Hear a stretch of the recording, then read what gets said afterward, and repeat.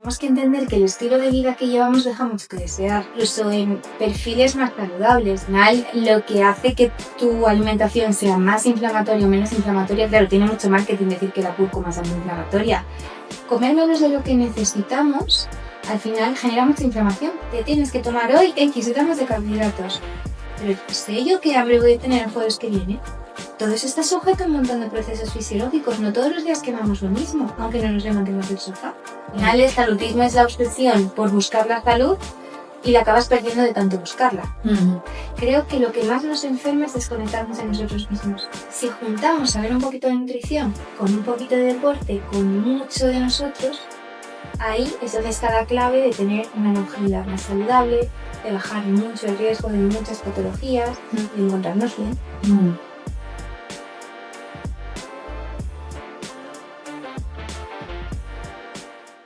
Bienvenidos a un nuevo episodio de Slow Energy Studio. Aquí estamos con María Pastor. Hola, bienvenida. Muchas gracias. María, eres nutricionista y bióloga sanitaria. Sí. Estás especializada en nutrición hormonal, digestiva, clínica. Vamos a empezar con más la parte de inflamación que realmente la inflamación, cómo saber si realmente estamos inflamados o no. También vamos a hablar un poco más del lado para mujeres, pues del ciclo hormonal y de cómo podemos apoyarlo con la nutrición. Y nada, y vamos a cerrar un poco abriendo un poco a otro concepto de saluditismo y después pasaremos a las preguntas rápidas para conocerte un poco más. Perfecto. Así que pues vamos a por ello, ¿no? Sí, vamos a por ello. Te dejo que te presentes. Vale, bueno, pues yo soy María Pastor, efectivamente soy bióloga sanitaria, soy nutricionista y al final, aunque me he ido especializando en todo lo que has dicho, salud hormonal, salud digestiva, microbiota, nutrición clínica, creo que lo que más me ha ido haciendo aprender es todo lo que aprendo de los pacientes en la consulta. Porque cada paciente es un mundo y sobre el papel, en un paper, en un curso, en las dos carreras que he hecho, aprendes cosas, las integras, genial, ok, pero hasta que no vas viendo las distintas presentaciones de distintas enfermedades en las personas, no te das cuenta de que efectivamente cada uno necesitamos una cosa para sanar. Y eso es lo bonito del acompañamiento que hago, conseguir ir dando con la tecla de lo que vamos necesitando cada uno para sentirnos un poquito mejor. Y creo que mi mayor aprendizaje ha sido lo que he ido aprendiendo de cada paciente que voy teniendo en consulta, ¿sí? ¿Y desde cuándo pasas consulta? Pues a ver, tengo 32 años, pues hace 5 años ya. Vale. ¿Sí? ¿Y qué es lo que te ha llevado a la nutrición? Pues yo desde que era muy pequeñita estaba siempre muy pendiente de la salud. Ahora, viéndolo con perspectiva, quizá había un poco del salutismo del que hablaremos luego, ¿no? De ese pensamiento de que si todo el mundo a quien quería mucho a mi alrededor era sano iba a vivir eternamente. Y claro, en cierto modo mi interés pivotaba mucho hacia leer cosas de salud, leer cosas de nutrición, pero en realidad había cierto control ahí de querer que todo el mundo estuviese bien. Entonces, según me fui haciendo mayor, se diluyó un poquito esa parte de la nutrición y yo quería estudiar medicina porque siempre me había interesado mucho el mundo de la salud. Y al final, entre una cosa y otra, cada vez que veo sangre me desmayo, pero me pongo muy malita, me desmayo mucho, de ojos en blanco, terrible. Entonces dije, bueno, a ver, me puede gustar mucho la salud, pero si cada vez que en clase vaya a ver esto me voy a desmayar, pues a lo mejor no debería dedicarme a esto. Y como me gustaba mucho la biología, al final dije, pues voy a estudiar biología sanitaria, que era una carrera más bien nueva en España, que en Barcelona se llama biomedicina, y era como llevar la medicina al estudio de las células. Un poco, pues, investigación, la antesala de lo que puedan ver los médicos. Me pareció súper interesante, estudié la carrera, me gustaba mucho la genética, me metí en un laboratorio de inmunología y me di cuenta de que necesitaba contacto con el paciente, que yo quería ver que todo lo que estábamos estudiando e investigando de verdad tenía una aplicabilidad o una utilidad en las personas, ¿no? Que podía ayudar de verdad a alguien a sentirse mejor. Y dije, bueno, pues voy a estudiar nutrición. Entonces me metí en la carrera de nutrición y cuando acabé la carrera todo lo que giraba en torno a la nutrición eran dietas, pérdida de peso, todos los trabajos que podías encontrar iban destinados a báscula, Y yo decía, no me puedo creer que haya estado en 2 carreras, que he estudiado todo lo que he estudiado y lo que seguía estudiando, y al final lo que más le importaba a la gente que me quería contratar era la báscula que me podía comprar. Y hubo ahí un poco de crisis y me costó mucho ver cómo me recoloco, qué hago con todo esto, y al final empecé a trabajar en un hospital con una beca en oncología digestiva.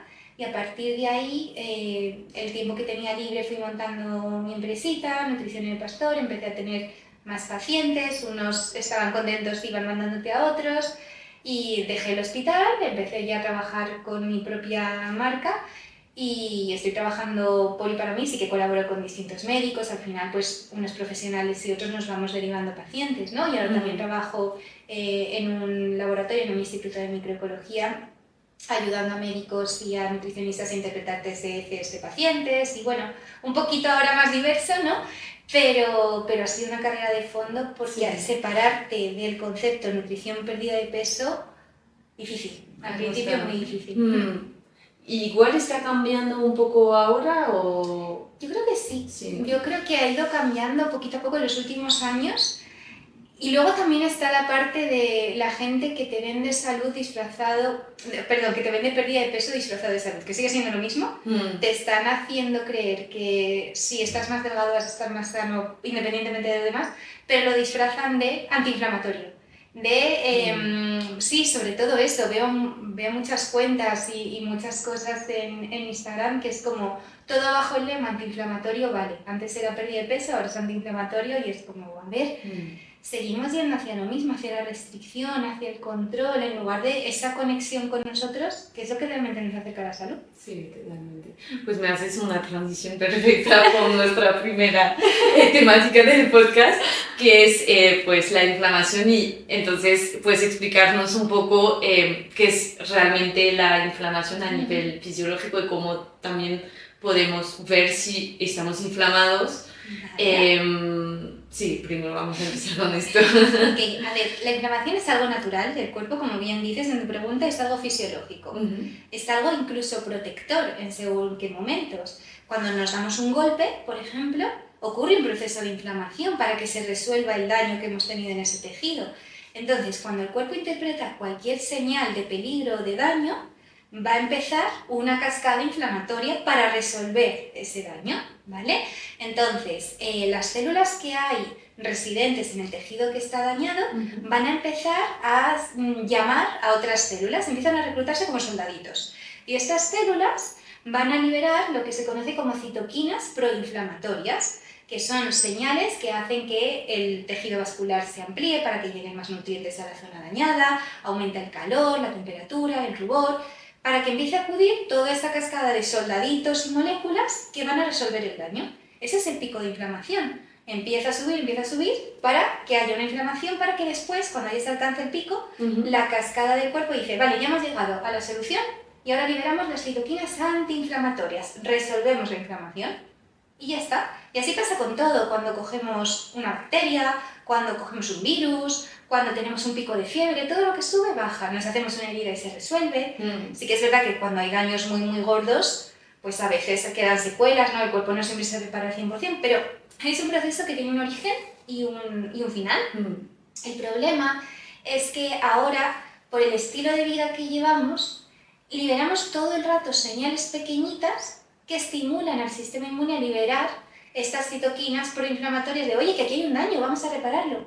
Pero como es una señal pequeñita, no es tan grande como la anterior, ahora te explico un poco esta diferencia, no se resuelve, no llega al pico y no lo vamos a resolver. Por ejemplo, el insomnio, o comer muchos ultraprocesados, o tener la microbiota intestinal desregulada, o tener mucho estrés. Claro, el cuerpo lo vive como un daño y entonces empieza a liberar sustancias inflamatorias para resolver ese daño, pero como el daño no está aquí, tampoco libera tanto como para que se resuelva y se cronifica en el tiempo. Y esa inflamación, esa liberación de moléculas proinflamatorias constantes a dosis baja, pero constante, acaba haciendo que aparezcan enfermedades como el síndrome metabólico, la fatiga crónica, gente que está muy cansada, la depresión profunda, diabetes tipo 2, insulinoresistencia, un sinfín de enfermedades que tienen que ver con que no se resuelve el problema de base. ¿vale? Vale. Y porque el cuerpo dice, no es lo mismo un golpe tremendo que me he dado, a un poquito de estrés. Es decir, que no es suficiente Claro. como para activar... Claro. A ver, que me parece que es como un poco cuando hablamos de estrés, que como que un pico de estrés al final es importante porque es lo que nos permite sobrevivir como humanos, pero el problema es ese estrés crónico que tenemos todo el tiempo. Sí. Incluso el que no percibimos, ¿no? Levantarte y coger el móvil, a lo mejor estás tranquilo, pero claro, no es fisiológico para tu cuerpo, nada más levantarte hay una luz azul. Que ojo, yo lo hago muchas veces y lo tengo que trabajar, que no estoy diciendo que yo sea perfecta ni muchísimo menos, pero tenemos que entender que el estilo de vida que llevamos deja mucho que desear, incluso en perfiles más saludables. Yo me considero una persona bastante sana y hago muchas cosas que sé que a mi cuerpo, pues a lo mejor no le vienen súper bien. O trabajo más horas de las que debería, o pues todo eso es normal que inflame un poquito más de la cuenta. Vale. ¿Y cómo sabemos, en plan, cuáles son los síntomas de que están inflamados?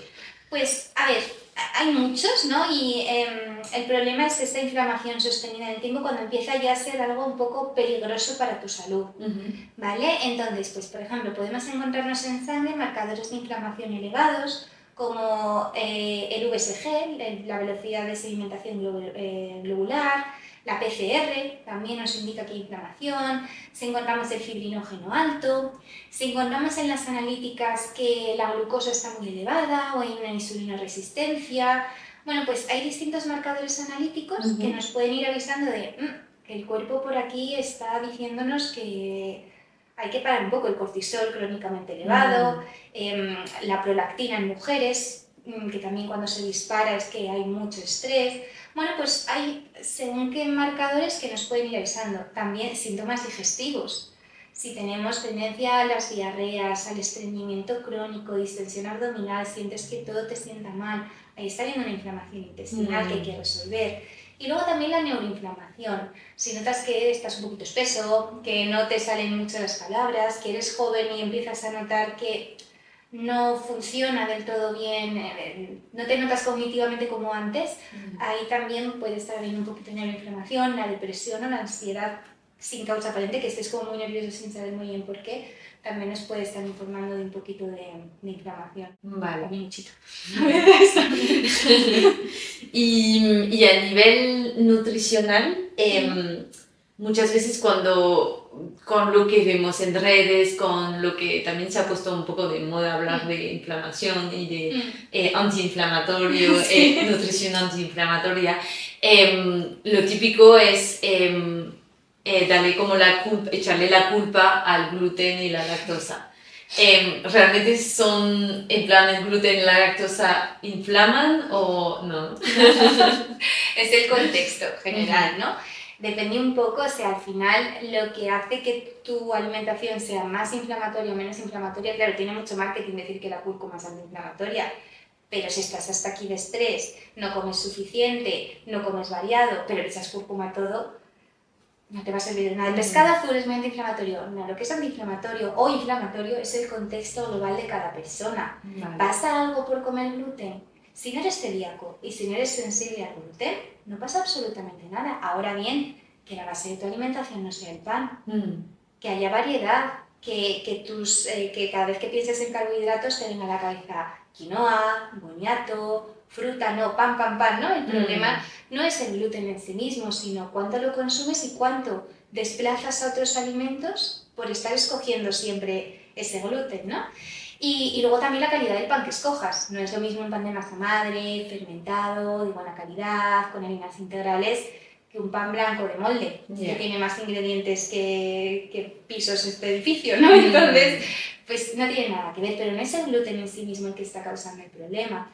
Se decía mucho que el gluten genera permeabilidad intestinal, ¿vale? Y que cuando el poro digestivo está más abierto de la cuenta, pues pasan sustancias de sangre que hacen que el cuerpo esté como más hiperreactivo, más inflamado, pero lo que se ha visto es que realmente esta permeabilidad, solo ocurre de manera disfuncional en gente que ya tiene inflamación digestiva de base.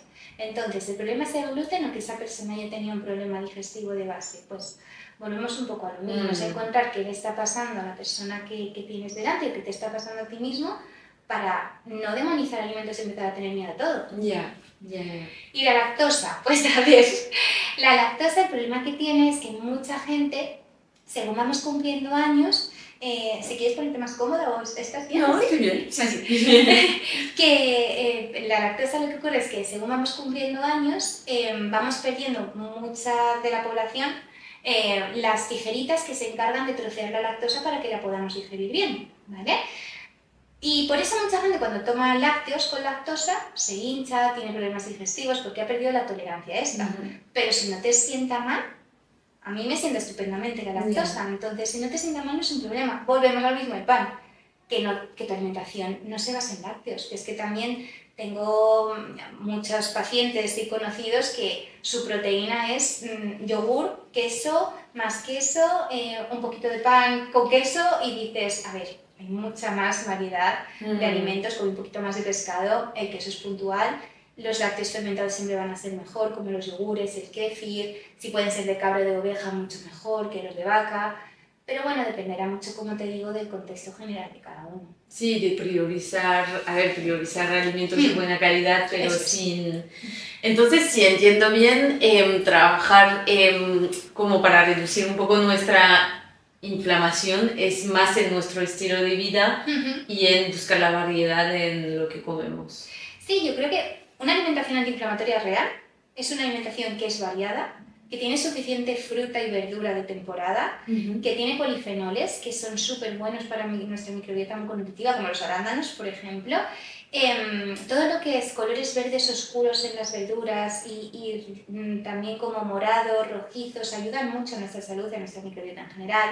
Que tenga suficiente proteína variada, pues carnes magras, pescados, moluscos, huevos, legumbres, ¿vale? Y que cuando escojamos carbohidratos para nuestra alimentación que sean de la mejor calidad posible, ese boniato, patata, quinoa, una pasta de trigo sarraceno, que si elegimos pan que sea de buena calidad, a la hora de componer nuestros platos, que la grasa que más elijamos sea el aceite de oliva, que haya suficiente pescado azul y si no, frutos secos con omega 3 como las nueces o semillas de lino, para que el contexto de nuestra alimentación sea bueno y que dentro de ese contexto bueno también haya descanso, haya disfrute, que estamos aquí para disfrutar y no hay nada que inflame más que al final estar demasiado tiempo solo o no tener opción, no hacer cosas que te nutran a otros niveles, que pensamos mucho en la nutrición como comida y la nutrición va mucho más allá de la comida, ¿no? Relaciones sociales, el contacto, el tacto, somos animales que tienen que estar un poco en compañía, en movimiento. Bueno, pues todo ese tipo de cosas son mucho más antiinflamatorias que el prohibir o demonizar, que si en ese contexto tan maravilloso del que hablo, con descanso, con disfrute, ojalá todos pudiésemos hacer todo eso en nuestro día a día, pasa algo porque haya una galleta o una pizza con tus amigas un día, no pasa absolutamente nada, ¿no? Es todo forma parte de ese contexto normal y natural de una persona que quiere llevar un estilo de vida antiinflamatorio. Vale, pues sí, yo creo que es un poco útil saber exactamente lo que es y saber que depende mucho del contexto, porque es verdad que ahora hay mucha información, muchísima, en todos los lados y puede generar un poco de ansiedad ver tantas cosas que podrías estar haciendo, pero hay veces que hay que volver un poco a lo simple que son... pues una comida con amigos y elegir también... Es complicado porque dices, por ejemplo, en un contexto de quiero salir con amigos, sí, pero sé que voy a comer peor, pero que es mejor estar solo en mi casa o salir con amigos y comer un poco peor. Yo creo que todo es un balance. Efectivamente, llevas toda la semana en tu casa con muchísimo trabajo, mucho estrés, te apetece un montón estar con tus amigos, disfrutar... te va a venir genial. Al revés, si vas toda la semana saliendo, comidas de trabajo, me invento, cenas, y necesitas estar en tu casa tranquilo, relajado, hacerte unas verduras, y es que dependerá mucho, ¿no? Al final lo que tú dices es un equilibrio, entendiendo que siempre tenemos que priorizar aquello que nos hace un poquito mejor o que nuestro cuerpo necesita, ese descansar, ese comer bien, pero que el otro también tiene cabida en una salud. Ya. Y no sé si hay veces que te llegan pacientes que te dicen, por ejemplo, yo estoy inflamado y que realmente no lo están, porque hay lo típico de, no sé, se me hincha un poco la barriga después de comer y yo pienso, ya tengo que llevar una alimentación antiinflamatoria porque ya ya me estoy agobiando de la inflamación que llevo. Creo que leemos tanto de inflamación por todas lados que estamos más hiperalerta de la cuenta. Hincharte un poquito después de comer es fisiológico, al final estás haciendo la digestión. Lo que ya no es normal es que pasen las horas y ese hinchazón siga contigo o incluso vaya más. Vale. Si está yendo más, ahí hay que ver qué está pasando. Y el problema muchas veces no es la alimentación, es cómo está tu microbiota, cómo está tu estrés. Por ejemplo, si tu cuerpo entiende que estás corriendo delante de un león todo el rato, paraliza mucho la motilidad digestiva, porque tiene que priorizar funciones porque vas a morir delante de ese león, ¿no? Y ese león puede ser el estrés crónico al que te estás sometiendo. Si yo paralizo esa motilidad digestiva, se queda la comida parada, fermenta, se llena todo de gas, te pones como hinchadísimo. Y tú, ¿y qué he comido? ¿Y qué he comido? ¿Y qué he comido? Estrés has comido. Que relájate, que hay que masticar, que hay que estar tranquilo, que a todos nos pasa, vuelvo a decir lo mismo, ¿no? Pero que muchas veces es un poco dar con la tecla de ¿a ti qué te está pasando? Ya. Cerrar un poco, hacer un poco un resumen, porque es verdad que salen hasta libros de alimentación antiinflamatoria, como en plan una persona que realmente, por ejemplo, le ha salido en sus analíticas que está inflamado, está trabajando en su estilo de vida, pero cómo se puede apoyar de la nutrición para reducir esa inflamación. Ya nos has dado algunos alimentos. Pues primero habrá que ver qué inflama a esa persona. Porque claro, no es lo mismo, por ejemplo, si alguien tiene un problema digestivo, a lo mejor las legumbres son sanísimas, pero en ese momento le pueden inflamar si su cuerpo no es capaz de digerirlas, ¿no? Entonces, bueno, aquí habría que distinguir un poco cuál es el origen de tu inflamación, pero si queremos, como a grandes rasgos, entender qué es una alimentación antiinflamatoria, sobre todo, tiene que contener suficientes vegetales, tiene que haber vitaminas en todas tus comidas principales, ya sea fruta o verdura en el desayuno, en la comida tiene que haber verdura, en la cena tiene que haber suficiente verdura, también tiene que haber proteína de buena calidad en todas las comidas principales.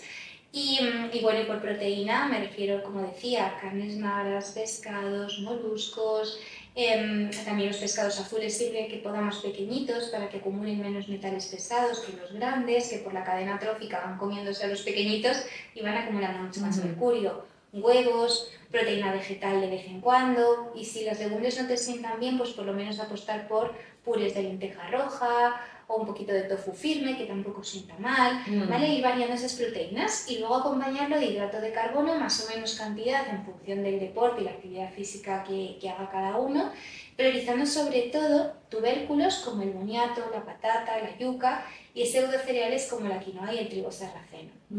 ¿Vale? Y como grasa principal el aceite de oliva, de frutos secos las nueces y de semillas, yo soy súper fan del tahini, las semillas de sésamo en crema que nos aporta muchos minerales, calcio, magnesio, nos ayuda un montón.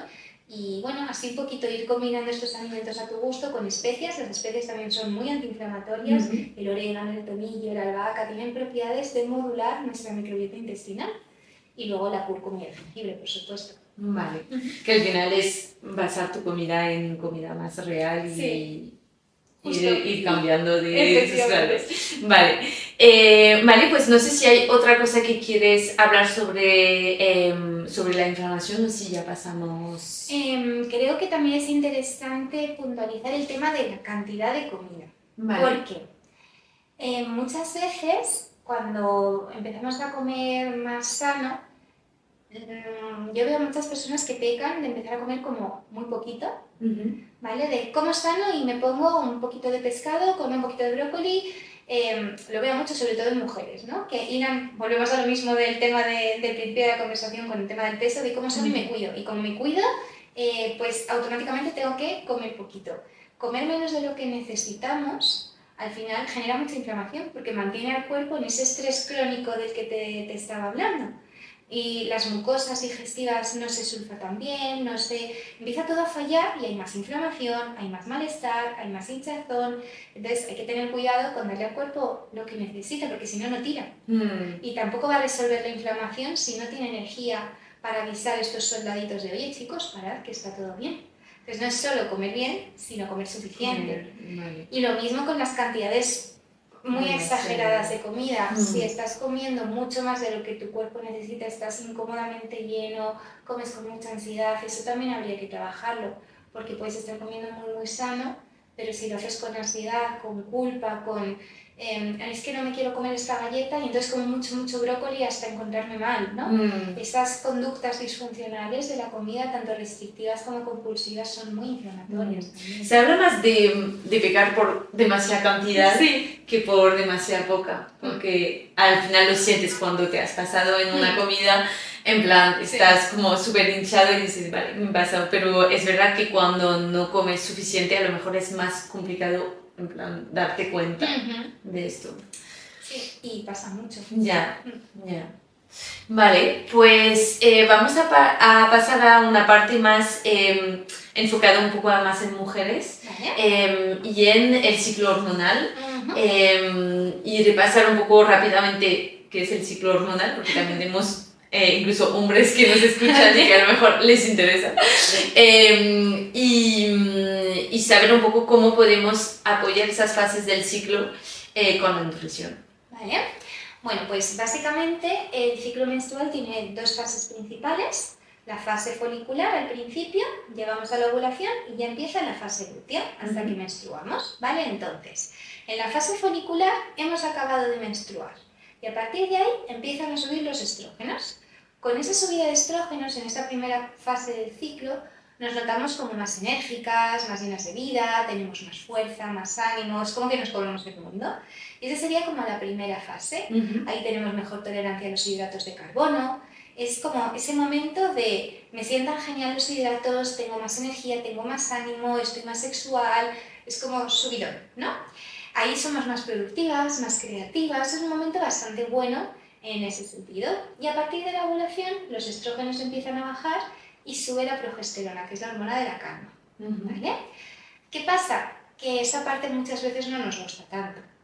Y yo lo que digo mucho es como, si en esa parte parásemos lo que necesitamos, en la siguiente fase folicular nos comeríamos el mundo de una manera y al final estamos todo el mes cansadas, porque cuando toca descansar no descansamos y no exprimimos tanto esta primera fase folicular, ¿no? Entonces en la fase lútea, cada ciclo es de una manera. Yo hay fases lúteas que estoy muy cansadita y otras que sigo con bastante energía, depende mucho, ¿no? Pero sobre todo es importante que te escuches, porque es normal que esos días estés un poco más cansada, en ese momento toleramos mucho mejor las grasas que los hidratos de carbono, entonces a lo mejor en esa segunda fase, en lugar de desayunar 2 tostadas con huevos, te tomas una con huevos y aguacate, ¿no? Es ir cambiando un poquito, reducir un poquito el hidrato, incrementar la grasa, para que te vayas preparando para la menstruación con un perfil un poco más antiinflamatorio y adaptar tu actividad física a la energía que tengas. Los primeros días de la fase lútea vas a seguir con estrógenos, vas a seguir con más energía y según te acerques ya a los días de sangrado, es probable, depende mucho del ciclo, pero es probable que te apetezca hacer una actividad un poco más pausada o alternar un poco o bajar un pelín tu ritmo de entrenamiento. Incluso algún día quedarte en tu casa descansando, que no pasa nada, sobre todo el primer día de regla, en cuanto ya empezamos a sangrar, hay que escucharte mucho, ver la energía que tienes y en función de eso adaptar un poco tus rutinas, porque compensa mucho más parar 2 días que no luchar con tu cuerpo por no parar, enfadarte contigo, acabar teniendo ansiedad por la comida, discutir con todo el mundo, estar súper irascible, que no te aguantas ni tú, y es sencillamente porque no has estado escuchando a tu cuerpo y el cuerpo se revela mucho. Entonces, pues bueno, esos días justo antes de la regla es normal que como quemamos más calorías esos días porque el cuerpo se está preparando para descamar todo el endometrio, tenemos más hambre. Y si no te entra en la cabeza que es normal que tengas más hambre y que te puedes poner un poquito más de comida en el plato y luchas con eso, luego aparece no, es que como me va a venir la regla y me he comido un bote de helado. Realmente es una ansiedad acumulada del día porque no has ido dando al cuerpo un poco más de comida que necesitaba realmente en el día. No tenemos el mismo hambre todos los días del mes ni la misma energía y no pasa nada. Y cuando damos un poquito más de comida y un poquito más de descanso justo antes de que nos venga la regla, es lo que te digo, hay mucha menos inflamación, tenemos mucho mejor ánimo y luego vamos a tener mucha más energía. Sí, que yo creo que tenemos tendencia a querer que siempre sea igual, a decir, ¿sabes? A funcionar por mes, no sé, por ejemplo, nuevo mes y este mes sí que voy a comer de X manera, o incluso yo lo veo mucho porque estoy muy metida en el mundo también del deporte y dices pues vale, empiezo no sé, el entrenamiento para una carrera o tal, entonces tengo que comer de tal manera, pero a lo mejor hay días que tienes menos hambre, que te apetece menos comer, pues a lo mejor los carbohidratos que te tocan, y hay días en los que sí que te apetecería comer de más y no lo haces cuando realmente deberías. Efectivamente. Y mientras hay unos mínimos, porque yo entiendo que si tienes que rendir entrenando, hay unos mínimos que tienes que dar de gasolina a tu cuerpo, pero mientras eso se respete, es que te tienes que escuchar, porque si no acabas totalmente desconectada de tus señales de hambre y saciedad y no sabes ya ni cuándo tienes hambre, ni cuándo estás lleno, porque viene desde fuera la norma. Te tienes que tomar hoy X gramos de carbohidratos. Pero ¿sé yo qué hambre voy a tener el jueves que viene? Pues que no lo sé. Porque todo eso está sujeto a un montón de procesos fisiológicos. No todos los días quemamos lo mismo, aunque no nos levantemos del sofá. Porque hay un montón de cosas que están detrás del gasto calórico, lo que pensamos, cómo circula nuestra sangre, si hay que reparar algún tejido.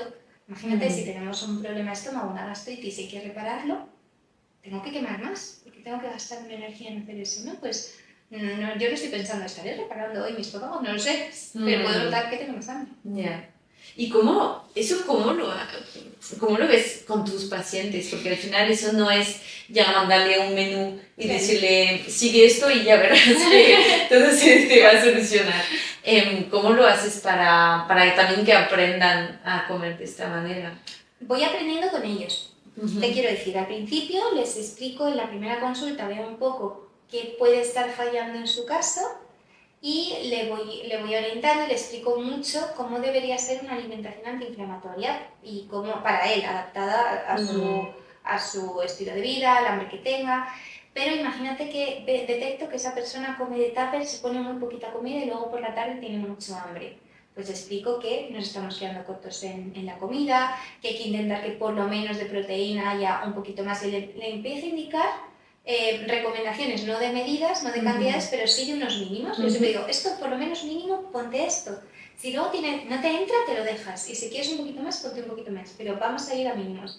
Y luego cuando vuelven a consulta y vamos viendo cómo se van sintiendo, ya voy aprendiendo y la persona va aprendiendo de sí misma cómo van haciendo sus señales de hambre y saciedad. Y si de repente te dices, María, es que poniéndome un poco más de boniato y un filete más en el tupper, de repente ya no tengo esa ansiedad por las tardes que tenía, entonces lo estamos haciendo bien. Sin embargo, si aún poniendo eso las días de por la tarde, el problema no estaba siendo la comida, sino que está pasando con que no le has dicho a tu jefe X que sí que le tenías que decir, ¿no? Pues es ir viendo si esa persona va respondiendo de una manera u otra, si a fulanita le viene mucho mejor tomarse un postre al ratito de cenar relajada en el sofá para conectar con el disfrute y cerrar el día, y a otro necesita tomárselo nada más cenar para hacer bien la digestión y no dejar tiempo entre una comida y otra, o otro no necesita postre y se ha dado cuenta de que tomándose una infusión se encuentra mucho mejor y duerme mejor. Voy aprendiendo con ellos porque cada persona es un mundo también. Es un poco complicado, pero bueno, me gusta mucho mi trabajo. Ya, pero cada vez veo que, a ver, yo creo que es más interesante incluso para ti que dejar un menú y decir, pues, toma y ya está. Y porque eso no te he dicho GPT ya casi. Ya. Es que ya además es mejor para ti porque si no ya te reemplazaría. Pero yo creo que lo hemos visto en varios podcasts también anteriores, que la clave realmente es un poco el autoconocimiento, es pararnos un poco, parar ese estilo de vida de sin parar y escuchar un poco, escucharnos y parar de escuchar también todos los estímulos que hay de por la noche no deberías comer tal, no necesitas postre porque la fruta después de comer está mal. Así que yo creo que es un poco el resumen, ¿no? de esto. Vale. Lo dijiste un poco, pero el impacto del deporte en esas fases del ciclo y cómo también poder pues, apoyar ese impacto con la nutrición a lo largo del ciclo. Vale, pues... Si hacemos, no sé, deporte 6 días a la semana porque al final ahora mismo hay mucha gente que se mete a hacer bastante deporte, lo tienes que haber visto. Sí. Vale, pues a ver, en la primera fase del ciclo, en la que tenemos más energía, genial, perfecto, porque todos tendemos a pensar, pues una persona que hace deporte 6 días es como, tengo que poder con esto, porque es lo que me he propuesto en mi esquema semanal. Y en la segunda fase del ciclo, en cuanto a actividad física, a lo mejor nos tenemos que adaptar, y a lo mejor con 5 estás estupendo, o con 4 y cambiar los otros 2 por un paseo al sol y un poco de pilates, o algo que te estire, que te conecte, incluso aunque sea un poco demandante, con un poquito de fuerza, pero de otra manera quizá menos exigente, ¿no? Porque es lo que hablábamos antes, que no te puedes pedir lo mismo todos los días del mes. Y no pasa nada, porque entonces cuando acaba esa fase lútea vas a volver a poder con todo de nuevo en la folicular. Y hay meses que en la lútea también puedes con 6 días y estás estupenda. Depende muchísimo, pero si no puedes, no te fuerces, que no pasa nada. Ese parar va a ser cargar pila para la siguiente. Si no paras y no puedes, en la siguiente ya vas a estar rompiendo todos esos flujos hormonales correctos que van a hacer que en última instancia, cuando empiece tu nueva fase folicular, digas, pues sigo igual, estoy súper cansada este mes. Eso es complicado, yo creo, aprender a escucharlo en este sentido, ¿no? Porque tenemos tendencia, yo creo, a escucharlo más cuando todo está bien, pero cuando nos dice de parar, decimos, pero ¿para qué me va a parar mi cuerpo? Claro. Y seguimos y no nos damos cuenta que a lo mejor solo puede ser beneficioso para nosotras. Y si no paramos, el cuerpo nos para y enferma. Y lo Sí. veo mucho en consulta en gente que está muy malita por haberse llevado al límite.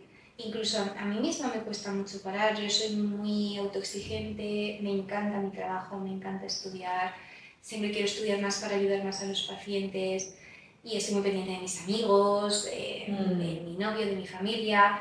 Y dices, un momento, que no hace falta llegar a todo y me lo tengo que estar recordando mucho. Es decir, mi inercia natural es hacia el puedo con todo. Y claro, tengo que decirme, ya, pero no con todo a la vez. Y efectivamente es que lo veo mucho, que si no paramos, colapsamos. Sí. Yo ayer estaba en el gimnasio y veía que no podía con peso con el que normalmente puedo. Y de repente dije, claro, si es que pasado mañana me tiene que pedir la regla. Vale, no pasa nada. Pero me pasó por la cabeza el momento de, uff, qué floja estás hoy, porque no puedes. Si ayer podía, hoy no puedo, no pasa nada, ya está. Y me relajé el momento, ¿no? Pero que enseguida la inercia natural es hacia el, vaga, pero ¿por qué no haces más? ¿Por qué no? Porque quiero descansar, que está bien, que es salud, es bienestar, es conexión y que la vida haciendo todo el rato, no, qué rollo. Sí, y que la vida no es una línea como recta, que sí. Vale, no sé si hay otra cosa que quieres hablar sobre esta parte del ciclo menstrual para cerrar. Así a priori. Yo creo que hemos tratado bastante. Vale, ahora tengo preguntas de una persona que conoces, que es Clara Ciudad. ¡Ay, vale! ¡Qué buena! Que son preguntas más orientadas, pues, ya la conoces al cuerpo y a personas deportistas también. Vale. Entonces, ella lo que quería saber primero es qué errores ves ¿qué errores nutricionales ves más en mujeres deportistas? Restricción alimentaria. Mucha. O sea, no podemos comer lo mismo si entrenamos 2 días a la semana que si entrenamos 6 y 1 hora y media cada día. Es que no podemos. Y pensamos que por poner un trocito más de boniato en el plato ya estamos subiendo los carbohidratos. Entonces, hay mucho miedo a comer suficiente y claro, también tendemos a pensar que si como más, automáticamente sí o sí voy a coger peso. Y no, a lo mejor sencillamente tu cuerpo funciona mejor, rindes mejor, musculas mejor, ¿no? Entonces creo que hay que entender bien las necesidades que tiene cada uno. No estoy diciendo que todo el mundo se tenga que comer unos platazos gigantes, pero hay que entender que si tu demanda energética es mayor, que hay que apoyarla con una nutrición suficiente y que los carbohidratos y los carbohidratos refinados que los tenemos tan demonizados a veces son necesarios. Por ejemplo, si vas a hacer una tirada muy larga, si vas a correr 10 kilómetros y vas a estar con la bici 5 horas, necesitas glucosa.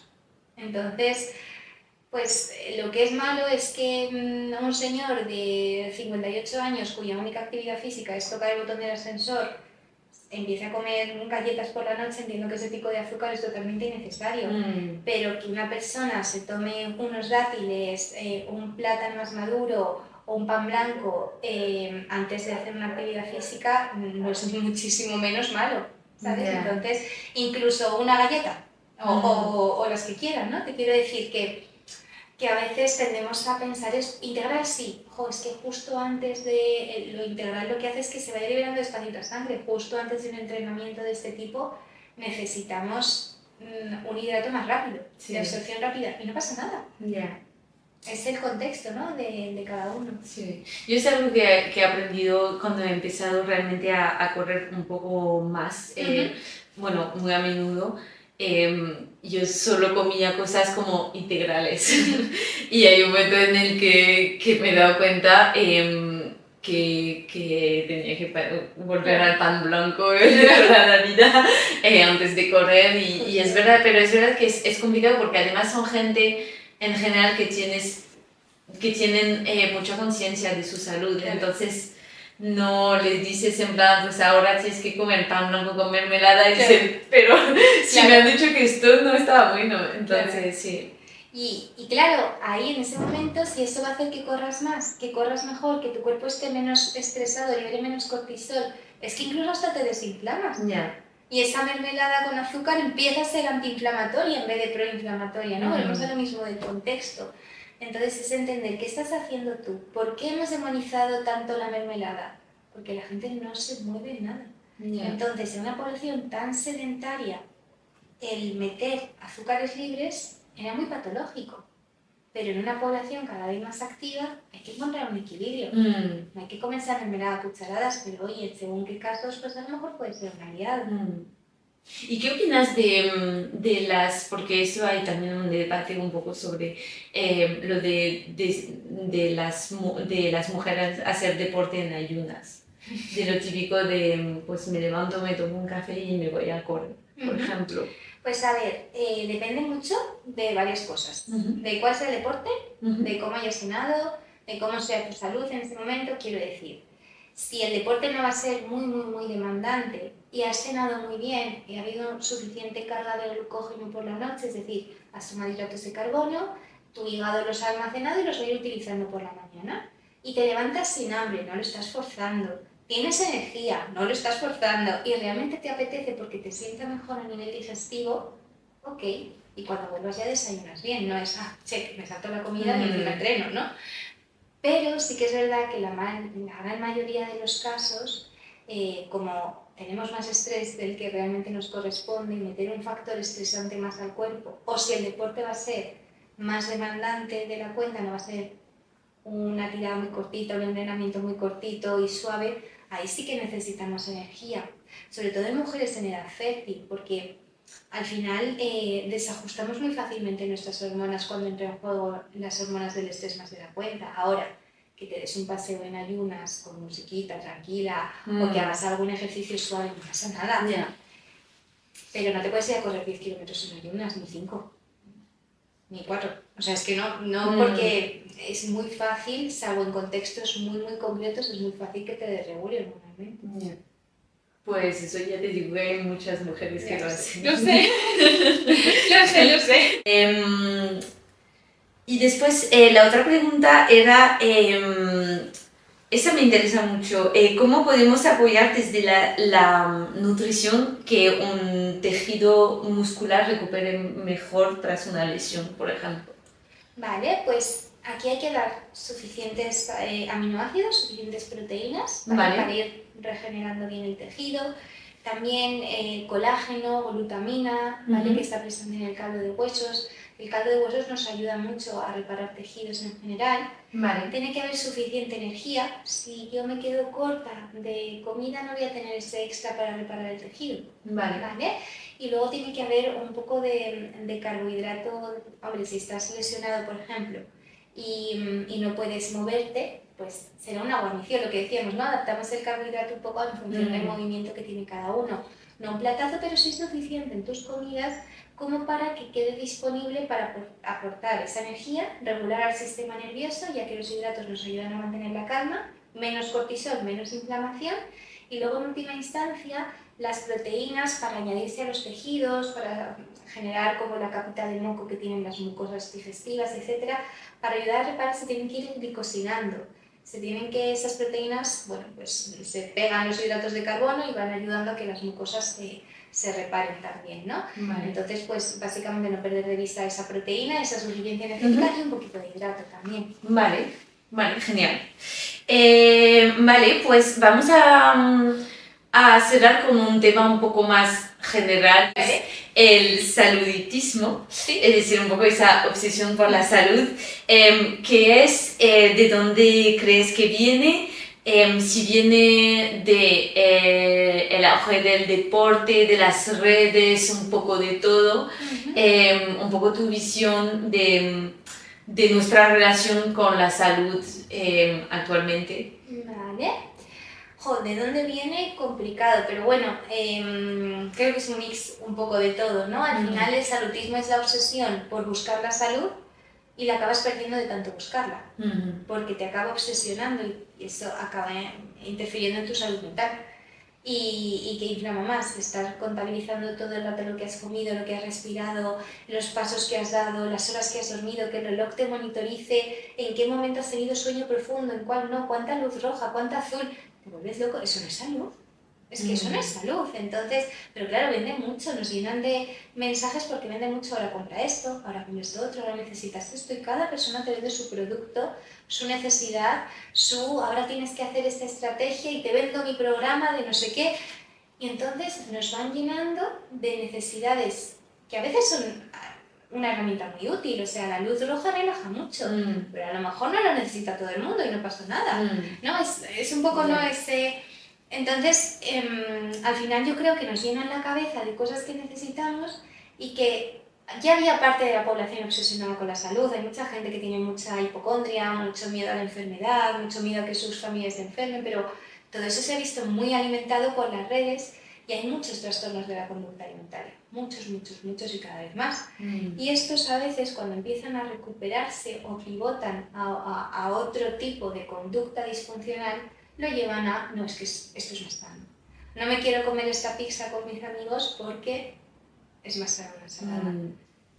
¿Qué está escondiendo ahí, no? Esa persona. Y entonces, todas estas personas con miedo a la muerte, miedo a la enfermedad, miedo a coger peso, un montón de cosas se han ido agrupando, como las redes están con tanta información de salud, pues al final todo esto incrementa mucho más su obsesión para con esto. Y luego población que no tenía ni idea de nada y empieza a llegarle todos esos mensajes y a lo mejor empiezan a decir, ostras, que puedo vivir más si hago esto, ostras, que a lo mejor voy a tener una enfermedad si no hago esto otro, y también se pueden empezar a obsesionar por todo. Vale. Sí. Y encima yo también dedicándome a lo que me dedico, que estudio todo el rato cosas de salud, de enfermedad, y veo a gente muy malita en consulta, hay momentos que yo también soy un poco así, ¿no? Me recoloco mucho, pero veo la analítica de mis padres y ya me pongo súper nerviosa de, a ver, ¿qué puedo hacer? Y digo, María, eres su hija, no eres su madre. No pasa nada, ¿no? Y tú tampoco tienes una analítica perfecta todos los años. Depende mucho, ¿no? De cómo estemos, de qué momento estemos, pero sí que me da mucho miedo a veces que nos pueda pasar algo y luego veo, vale, espera, es que está bien cuidarte, pero dentro del cuidarte está esa parte de flexibilidad que genera un equilibrio, que eso es lo que está en la verdad. Ah, vale, ok, genial, ¿no? Pero me tengo que recolocar, ¿eh? A mí misma muchas veces, sí. Ya, y entonces, ¿cuál sería tu consejo para la gente, pues, no sé, una persona normal, activa, que sabes que no está ni se queda todo el día en el sofá viendo la tele, ni está tampoco, en plan, que tiene una vida como tú y yo, activa, que trabaja, que tiene un nivel de estrés alto, porque no lo vamos a mentir? ¿Cuál sería tu consejo o algún consejo que das a tus pacientes para un poco encontrar un poco ese balance entre, vale, me tengo que cuidar, hay cosas que tengo que tener en cuenta, porque no vamos a mentir, en plan, comer saludable tampoco es tan fácil, sobre todo cuando nos venden de todo, y ultraprocesados, y que nos dicen que es proteico, que es sin azúcar, ¿qué tal? pero encontrar un poco ese balance entre la flexibilidad y cuidarnos. Pues creo que primero hay que aprender un poquito de nutrición, lo que tú dices, porque a lo mejor si no sabes nada, no sabes por dónde empezar, no sabes ni lo que es una proteína. ¿Cómo vas a añadir proteína a tu desayuno si no sabes ni lo que es? Y también hay una gran parte de la población totalmente desconectada de esto, que se piensa que desayunar leche con galletas todos los días ya está siendo suficiente. Y le faltan muchos nutrientes a ese desayuno, ¿no? Entonces, aprender un poquito de base y luego eso conectarlo con aprender mucho de ti. Conectar mucho con cómo estamos. Y eso, mi hermana es psicóloga también y lo hablo mucho con ella, que al final es lo único, y cuando veo a mis pacientes que mejoran de verdad cualquier condición de salud es porque de repente han entendido lo que les estaba pidiendo su cuerpo, ¿no? Creo que lo que más nos enferma es desconectarnos de nosotros mismos. Y si juntamos saber un poquito de nutrición con un poquito de deporte, con mucho de nosotros, ahí es donde está la clave de tener una longevidad más saludable, de bajar mucho el riesgo de muchas patologías, de permitir al cuerpo que llegue a su pico de inflamación cuando toca para que luego baje, y de encontrarnos bien. Suena muy ideal, no, pero, y no es fácil, sí, pero hay que ser consciente. Igual que te levantas por la mañana y eres capaz de ir a entrenar, o sabes que tienes que ir a la oficina o te lavas los dientes, oye, ¿por qué no damos un espacio al día o a la semana para ir viendo cómo estamos? Que es un momento, es sencillamente parar un segundo y decir, ¿cómo estoy?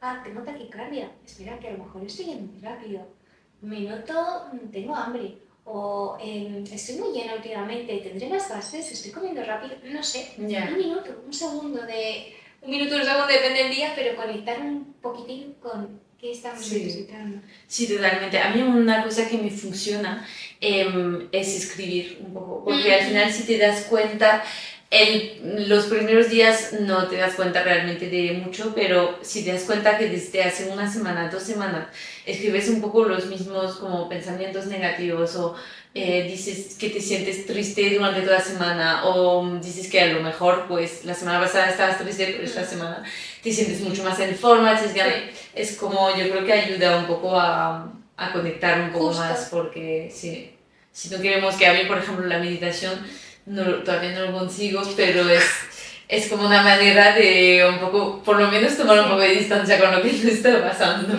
Pero escribir, sí, por ejemplo, es decir, es encontrar, o cantar, a mí me ayuda un montón, canto fatal, pero canto en el coche, me baja un montón la ansiedad, bailar, saltar por casa, que no sé, parezco una niña pequeña a veces, me da igual, me regula mucho, entonces para otra persona saltar le puede estresar un montón. Pues, ok, a lo mejor la meditación es para nosotras y no pasa nada, ¿no? Pero sí, escribir te conecta mucho. Sí. Vale, pues si te parece vamos a pasar a las preguntas rápidas. Vale. A ver, no son preguntas que tienes que contestar ni en una palabra ni súper rápido, pero son preguntas un poco más cortitas que puedes justificar, por supuesto, y para conocerte un poco mejor y también cogerte algunos tips más, que es lo que queremos. Vale, un tip de nutrición que te gusta dar a la gente, que funciona con casi todo el mundo. No tomarte el café nada más levantarte. Vale.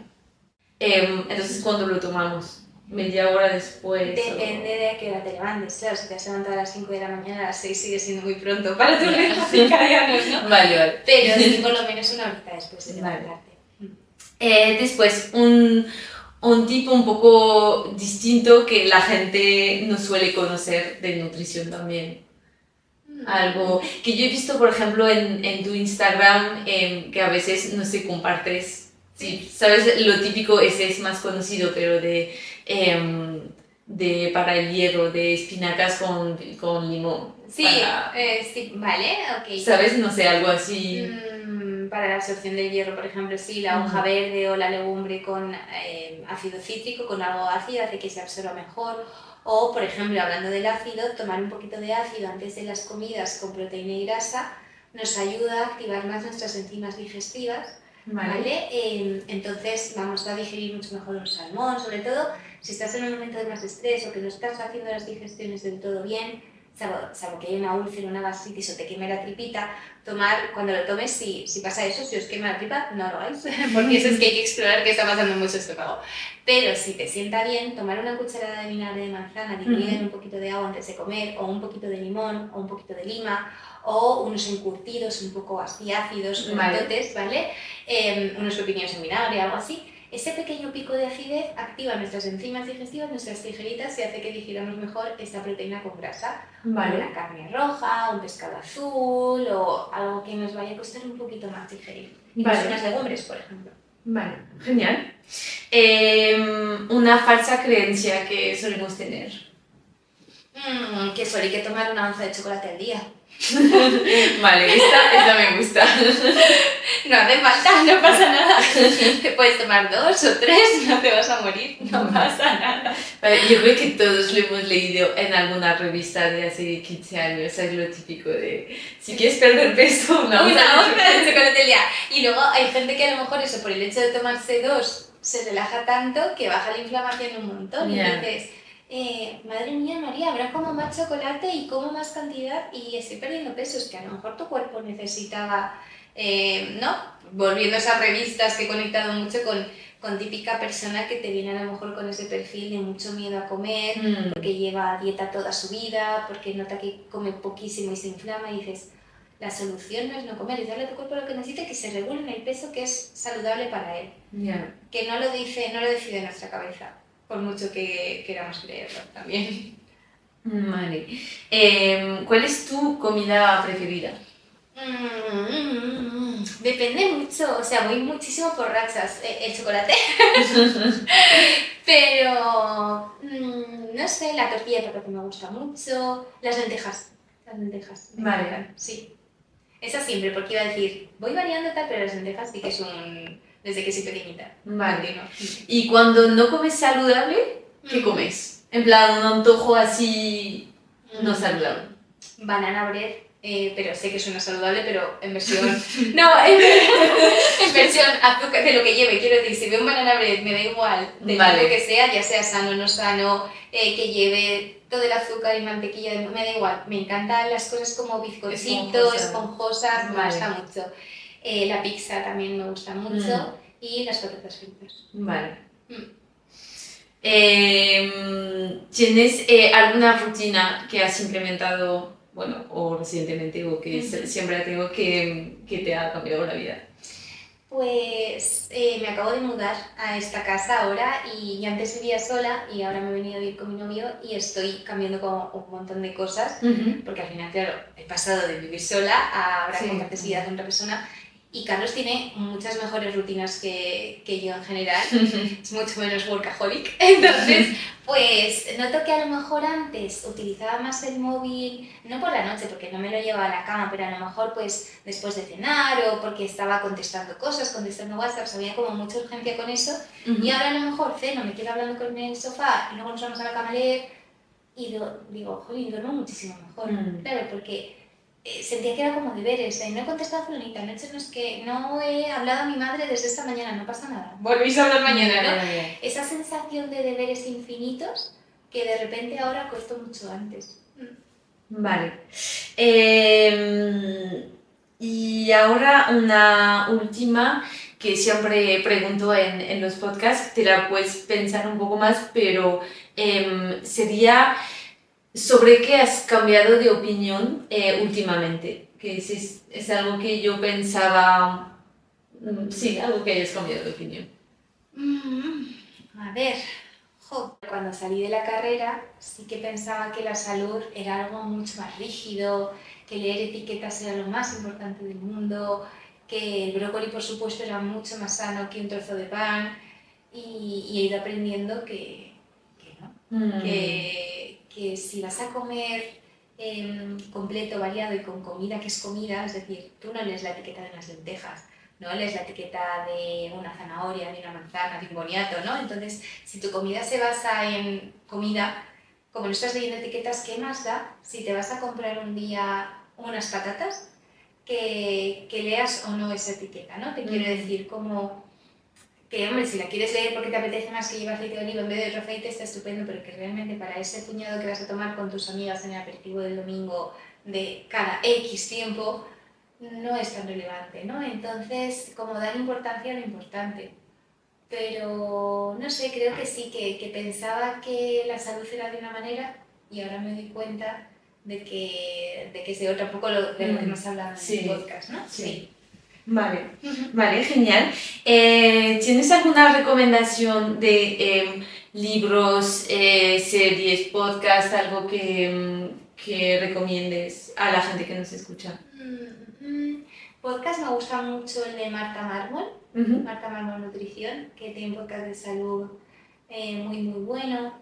También me gusta mucho, aunque creo que no publica mucho, Eric Cousteau, que habla de TCAs, de relación con la comida. Hay otro podcast que se llama ¿De qué tiene hambre tu vida?, que te ayuda también mucho a entender que la nutrición, lo que decíamos, son muchas cosas, que a lo mejor tú tienes hambre de placer, de disfrute, de reírte, de bailar, y como no le estás dando eso a tu cuerpo, lo que tienes es mucha ansiedad por la comida, porque estás llenando un vacío. Me gusta mucho ese podcast también. Libros, los de Nutrigavi, si quieres entender un poquito la inflamación, están muy bien. Es que depende un poco. También...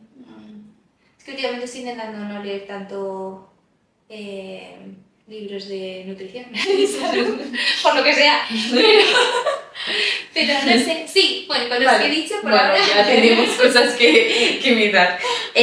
Vale, ¿y dónde te puede encontrar la gente? Vale, pues en Instagram, Nutrición M Pastor, con 2 R's, mi web también, nutricionmpastor.es, y mi mail, que es nutricionmpastor, con 2 R's, @gmail.com. Vale. Soy muy original. A ver, lo más simple y mejor, ya te digo. Pues muchísimas gracias por todo, hemos aprendido un montón. Y nos vemos en el próximo episodio de Extra Energy Studio. Chao. Gracias, chao. Y no olvides suscribirte tanto en YouTube como en Spotify para no perderte ningún episodio.